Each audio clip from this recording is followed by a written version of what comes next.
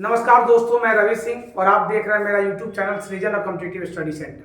जैसा कि मैंने आप लोगों के साथ पहले से कमिटमेंट किया था कि हम लोग प्रतिदिन रात में 8 बजे आप लोगों के बीच उपलब्ध रहेंगे, तो आज लाइव ना होकर रिकॉर्ड क्लास हो रहा है। इतिहास से कुछ चुनिंदा प्रश्नों के साथ मेरे छोटे भाई हिमांशु सिंह जी के द्वारा आज आप लोगों के बीच कुछ प्रैक्टिस सेशन हम लोग करेंगे।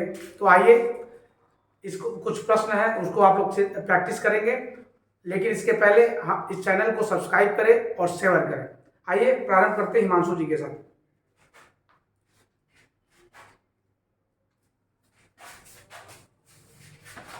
नमस्कार दोस्तों, मेरा YouTube चैनल सृजन एक कॉम्पिटिटिव स्टडी सेंटर में आप लोगों का स्वागत है।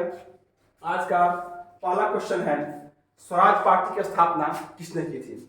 ऑप्शन ए में Motilal Nehru, option B Mahatma Gandhi, option C Gopal Krishna Gokhale, option D none of this. इसका सही आंसर होगा मोतीलाल नेहरू। मोतीलाल नेहरू स्वराज पार्टी की स्थापना 1923 ईस्वी में 1 जनवरी 1923 ईस्वी को स्वराज पार्टी की स्थापना मोतीलाल नेहरू और चित्तरंजन दास ने मिलकर किया था। इस पार्टी का मुख्य उद्देश्य यह था कि ब्रिटिश सरकार की जो चुनाव होती है, जो राजनीति है क्या, उसमें भाग लेना और ब्रिटिश सरकार की जो कमियां हैं उसको जनता के सामने उजागर करना। सेकेंड ऑप्शन है महात्मा गांधी। हालांकि महात्मा गांधी इसका सही आंसर नहीं होगा। इसमें महात्मा गांधी के बारे में हम यह तथ्य जानेंगे कि महात्मा गांधी द्वारा 1 अगस्त 1920 को जो असहयोग आंदोलन का आह्वान किया गया था, उसी असहयोग आंदोलन की असफलता के कारण नाराज होकर चित्तरंजन दास और मोतीलाल नेहरू ने स्वराज पार्टी की स्थापना की थी। स्वराज पार्टी की स्थापना करने से पहले मोतीलाल नेहरू का एक स्टेटमेंट था कि अगर कोई कन्याकुमारी की गांव में कोई गलती करती है तो उसकी सजा जम्मू कश्मीरी गांव के लोगों को क्यों मिल चाहिए। इसका तात्पर्य कहने का अर्थ यह था कि 5 फरवरी 1922 को चौरी चौरा में जो घटना घटित हुई थी, उसी कारण बारदोली प्रस्ताव में महात्मा गांधी ने असहयोग आंदोलन को स्थगित कर दिया था और उसके बाद 1 जनवरी 1923 को मोतीलाल नेहरू और चित्तरंजन दास द्वारा स्वराज पार्टी की स्थापना की गई थी। आते हैं सेकेंड क्वेश्चन यह है कि चंपारण सत्याग्रह कब हुआ। क्वेश्चन नंबर सेकेंड है कि चंपारण सत्याग्रह कब हुआ।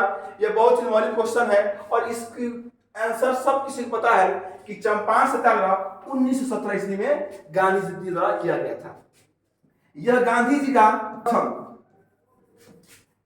का प्रथम सत्याग्रह भारत में था, जो कि सफल रहा।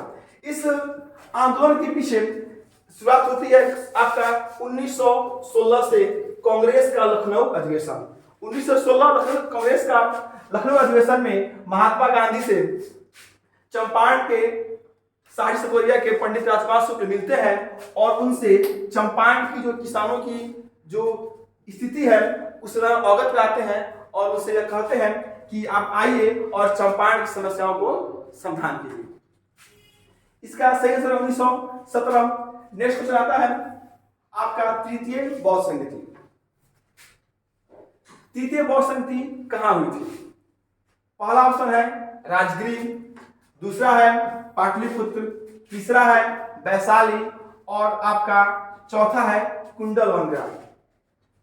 इस तृतीय बौद्ध संगति का आयोजन आपका पाटलिपुत्र में किया गया था। अर्थात बौद्ध संगति में अब तक 4 बौद्ध संगति का अब तक 4 संगति किया गया है।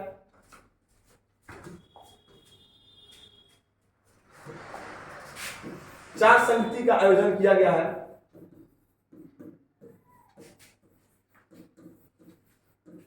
इसमें पहला आयोजन किया गया है 483 ईसा पूर्व। कब किया गया दोस्तों? तो प्रथम बौद्ध संगति 483 ईसा पूर्व में किया गया है। उस समय मगध की राजधानी राजगिरी में। कहां पे किया गया था? तो मगध की राजधानी राजगिरी में प्रथम बौद्ध संगति का आयोजन किया गया था और उस समय मगध शासक अजातशत्रु कौन थे? अजातशत्रु थे। जबकि दूसरा बौद्ध संगति आपका वैशाली में किया गया था ठीक इसके 100 साल बाद, अर्थात 383 ईसा पूर्व में। कब? अर्थात आपका जो द्वितीय बौद्ध संधि है वह 383 ईसा पूर्व में की जाती है। कहां पे? वैशाली में। और वैशाली में उस समय मगध का शासक कौन था? तो उस समय मगध का शासक आपका कालाशोक। कौन था? कालाशोक था, जो नागवंश का शासक था। तृतीय बौद्ध संधि में आते हैं तो आपका तृतीय बौद्ध संधि पाटलिपुत्र में होता है। कब? तो 250 ईसा पूर्व में। और किसके शासनकाल में? तो अशोक के शासनकाल में क्या होता है? आपका तृतीय बौद्ध संधि काल में क्या आता है, जिसके अध्यक्ष मोगलीपुत्र तीसस। तृतीय बौद्ध संधि कौन रहते हैं? मोगलीपुत्र तीसस रहते हैं। प्रथम बौद्ध संधि के अध्यक्ष आपके महाकश्यप रहते हैं, और दूसरे बौद्ध संधि के अध्यक्ष सर्वकामनी होते हैं। बौद्ध संधि का चौथा बौद्ध संधि आपका कुंडलवन ग्राम कश्मीर में होता है। उस समय कनिष्क के शासनकाल में यह आयोजन किया जाता है। नेक्स्ट क्वेश्चन आते हैं। आपका नेक्स्ट क्वेश्चन है जैन धर्म के 23वें तीर्थंकर कौन थे? तो जैन धर्म के 23वें तीर्थंकर पार्श्वनाथ। कौन थे? जैन धर्म के 23वें तीर्थंकर पार्श्वनाथ थे। इसमें ऑप्शन ए में है ऋषभ देव। ये जैन धर्म के क्या थे? आपका पहले तीर्थंकर थे। फिर आपको देता है चंद्रप्रभु। चंद्रप्रभु आपके जैन धर्म के 8वें तीर्थंकर थे। और ऑप्शन सी, इसका आंसर क्या होगा? ऑप्शन सी होगा, जैन धर्म के 23वें तीर्थंकर कौन थे? पार्श्वनाथ थे। और महावीर स्वामी जैन धर्म के 24वें एवं अंतिम तीर्थंकर।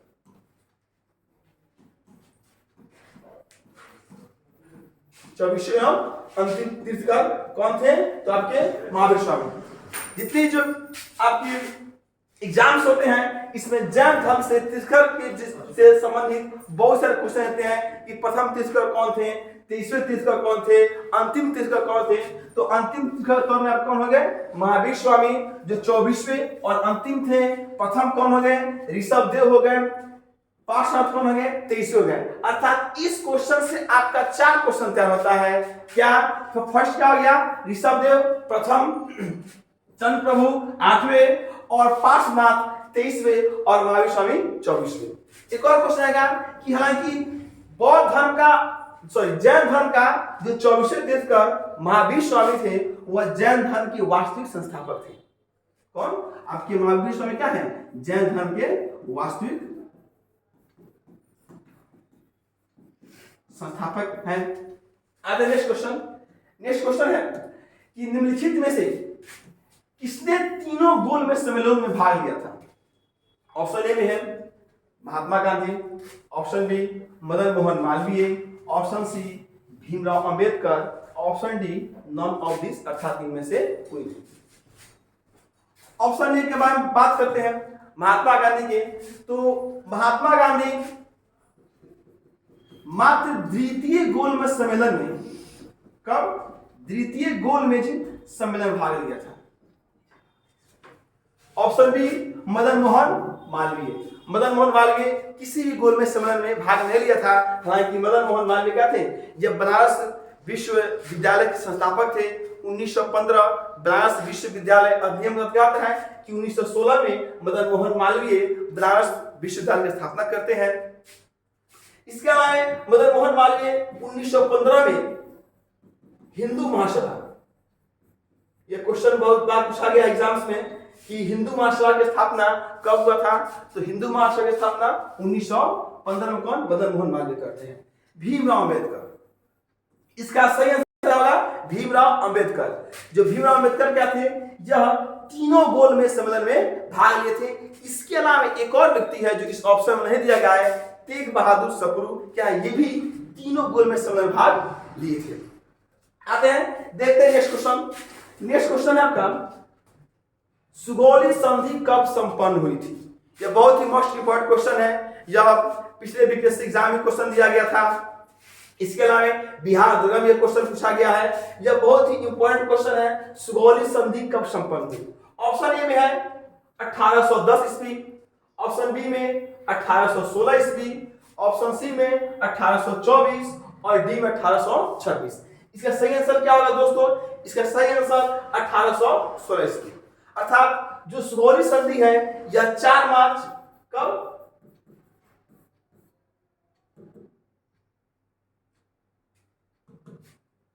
देखते हैं कि सुगौली संधि का होता है आपका 4 मार्च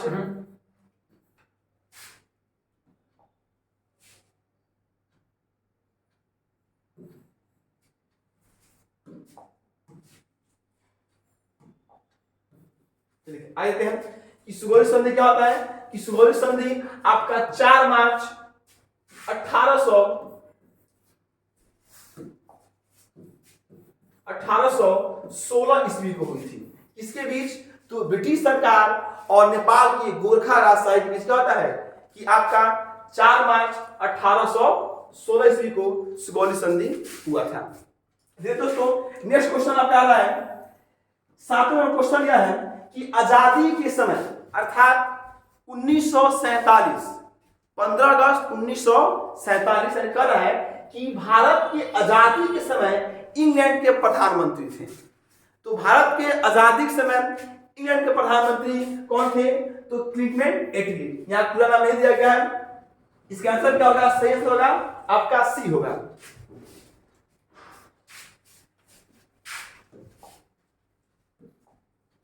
अब हम लोग बारी बारी से चारों ऑप्शन बारे में चर्चा करेंगे, क्योंकि इसमें एक क्वेश्चन में आपका 4 क्वेश्चन तैयार हो रहा है। ऑप्शन ये देखते लोग पामस्टन होते हैं। तो पामस्टन क्या होते हैं कि 1857 की क्रांति, यानी कि 1857 की क्रांति के समय इंग्लैंड के प्रधानमंत्री कौन थे? तो पामस्टन थे। इसका एक क्वेश्चन तैयार हो गया। ऑप्शन बी आता है विंस्टन चर्चिल। विंस्टन चर्चिल यह विश्व इतिहास का एक ऐसा नाम है जो अकेले अपने दम पे द्वितीय विश्व युद्ध का रुख मोड़ दिए थे। इसके बारे में हम लोग कोई विशेष चर्चा किया जाएगा विंस्टन चर्चिल के बारे में। तो विंस्टन चर्चिल क्या होते हैं? जो आपके द्वितीय विश्व युद्ध के दौरान इंग्लैंड के प्रधानमंत्री रहते हैं, और जब भारत आजाद होता है उस समय इंग्लैंड के प्रधानमंत्री क्लिमेंट एटली थे। आते हैं ऑप्शन डी बारे में देखते हैं लोग। ऑप्शन डी आता है मैकडोनाल्ड। यह ब्रिटेन के प्रथम प्रधानमंत्री थे, मैकडोनाल्ड। देखते हैं नेक्स्ट क्वेश्चन। नेक्स्ट क्वेश्चन है आपका, निम्नलिखित में से किसने नालंदा विश्वविद्यालय में अध्ययन किया है? ऑप्शन ए है मेगास्थनीज, ऑप्शन बी हेनशान, option C Ibn Battuta, option D अल-बलूनी। इसका सही आंसर क्या होगा? इसका सही आंसर होगा हेनसॉन। इसका आंसर क्या है? हेनसॉन। अर्थात हेनसॉन क्या है? हेनसॉन ने नालंदा विश्वविद्यालय में अध्ययन किया था, और यह हर्षवर्धन कब? यह आपका हर्षवर्धन काल में भारत आया था। इससे आपकी 2 क्वेश्चन तैयार हो गए। पहला क्वेश्चन कि निम्नलिखित में से किसने नालंदा विश्वविद्यालय में अध्ययन किया था। दूसरा कि हर्षवर्धन के काल में कौन आया था? हेनशान आए थे। ऑप्शन ए का हम चर्चा करेंगे लोग कि मेगास्थनीज। क्या था? मेगास्थनीज। मेगास्थनीज कौन थे? तो मेगास्थनीज चंद्रगुप्त मौर्य। चंद्रगुप्त मौर्य के दरबार में यूनान की राजदूत के तौर पे थे। राजदूत के तौर पे आए हुए थे। इनका एक कृति है इंडिका, जो भारत के जो इतिहास का वह विदेशी साक्ष्यों में से एक महत्वपूर्ण स्थान रखती है, जो मगध साम्राज्य के सांस्कृतिक, आर्थिक और राजनीतिक के बारे में वर्णन करती है। तीसरा आता है इब्न बतूता। ये गाना है इब्न बतूता बगल में जूता। इससे तहत क्या है, हम इसको याद कर सकते हैं। अर्थात इब्न बतूता क्या है? इब्न बतूता यह मोरक्को के यात्री थे। कहाँ के थे? मोरक्को के यात्री थे। यह मोहम्मद बिन तुगलक, कौन? मोहम्मद बिन तुगलक के शासनकाल में भारत आए थे। इब्न बतूता क्या है? इब्न बतूता विदेशी यात्रियों में इनका महत्वपूर्ण स्थान रहता है। यह जब भारत आते हैं तो क्या है, भारत में इन्होंने भारत में सती प्रथा के बारे में इन्होंने क्या है उसे जिक्र किया है। आगे देखते हैं। और इन्हीं इब्न बतूता को मोहम्मद बिन तुगलक ने 1342 ईस्वी में अपना राजदूत बनाकर चीन गया था। तीसरा आता है अल-बलूनी। अल-बरूनी मोहम्मद गजनवी के साथ, अल-बरूनी मोहम्मद गजनवी के साथ भारत आए थे। और इनकी एक प्रसिद्ध पुस्तक है, उसका नाम है किताब उल हिंद। क्या है? किताब उल हिंद।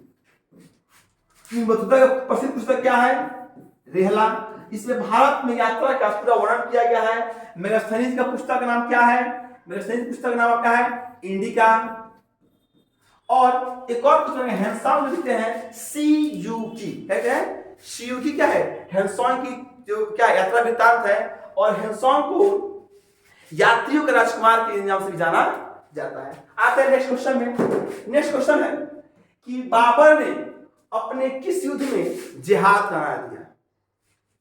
हमें पता है कि बाबर पानीपत के प्रथम युद्ध में इब्राहिम लोधी को परास्त कर भारत में मुगल वंश का स्थापना करते हैं। हालांकि जो बाबर था, तो बाबर अपने पूरे जीवन काल में जब वह पानीपत का प्रथम युद्ध लड़ता है, तो बाबर का प्रथम नहीं, वह बाबर का 5वां आक्रमण था। भारत में बाबर का क्या था? वह 5वां आक्रमण था। और जब बाबर उस युद्ध को जीत लिया, तो उसने अपना एक युद्ध लड़ा, खानवा युद्ध। क्या था? खानवा। यानी इस क्वेश्चन का सर क्या होगा? खानवा युद्ध। बाबर ने अब तक जो युद्ध लड़े थे भारत में, उसका एक फॉर्मूला है, उसको हम याद कर सकते हैं। पान खा चल घर, इसे याद कर सकते हैं। 5 से क्या हो गया? पानीपत का प्रथम युद्ध।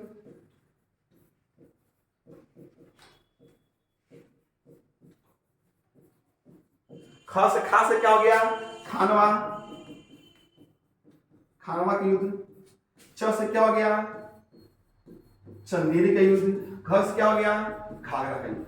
यानी कि मुगल वंश के स्थापना के लिए सबसे महत्वपूर्ण बाबर ने जो 4 लड़ाई लड़ी थी, उसमें कौन है? आपका पानीपत का, खानवा का, चंदेरी का और घाघरा का। आते हैं, इसका सही आंसर क्या हो गया? खानवा होगा।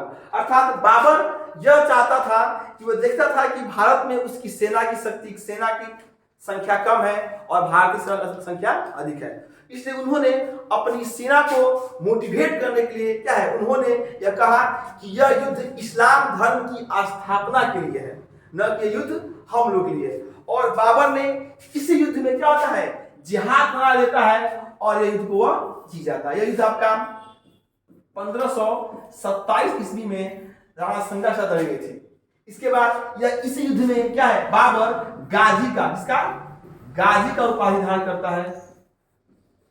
खानवा युद्ध के पश्चात क्या होता है? बाबर गाजी का उपाधि धारण करता है। अर्थात इसका अर्थ यह होता है कि काफिरों को मारने वाला। काफिर इस्लाम धर्म काफिर किसे कहते हैं? तो काफिर वैसे लोग गैर इस्लामिक या जो इस्लाम धर्म में मूर्ति पूजा विश्वास रखते हैं। आगे देखते हैं चंदेरी युद्ध 1526 में हुआ था। घाघरा का युद्ध आपका 1530 में हुआ था। और अब कहता है चंदेरी 1528 में हुआ था। आगे देखते हैं, नेक्स्ट टॉपिक है कि आजीवक संप्रदाय के संस्थापक कौन थे?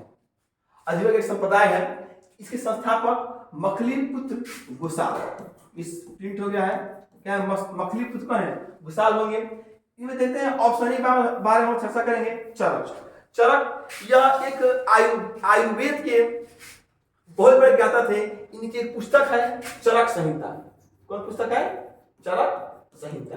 इसका आंसर नहीं होगा। कल्हड़ क्या है? कल्हड़ एक लेखक थे जिनकी एक अपनी कृति है, जिसका नाम है राजतांगड़ी। क्या नाम है? राजतांगड़ी। और इसका सही आंसर क्या होगा कि मखलीपुत्र गुसाल। जीवक क्या थे? जीवक बिंबिसार के राजवैद्य क्या थे? वो क्या उनके राजवैद्य थे, जिसे बिंबिसार ने अवंती के राजा चंद्रप्रभुत, कौन? चंद्रप्रभुत की चिकित्सा हेतु अवंती भेजा था। नेक्स्ट क्वेश्चन देखते हैं हम लोग। 1919 के